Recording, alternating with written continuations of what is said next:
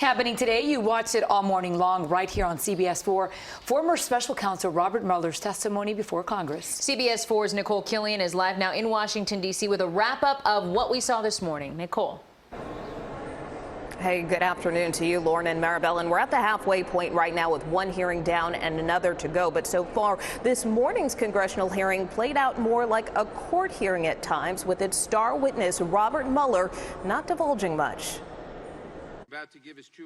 Former special counsel Robert Mueller was sworn in before a packed House Judiciary Committee Wednesday, where he faced questions about his report, led by committee chair Jerrold Nadler. So the report did not conclude that he did not commit obstruction of justice. Is that correct? That is correct. And what about total exoneration? Did you actually totally exonerate the president? No. In his 448-page report, Mueller outlined 10 potential acts of obstruction of justice by President Trump, but declined to state whether the president broke the law. Nadler and other Democrats tried to show any other person besides the president would have been charged with a crime, while Republicans accused Mueller of overstepping his duty.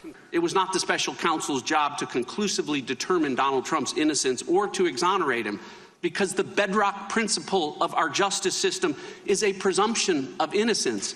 Republicans also questioned whether the investigation was politically motivated. You can charge all kinds of people who are around the president with false statements, but the guy who launches the guy who puts this whole story in motion, you can't charge him. I think that's amazing. I'm not certain I agree with your characterizations.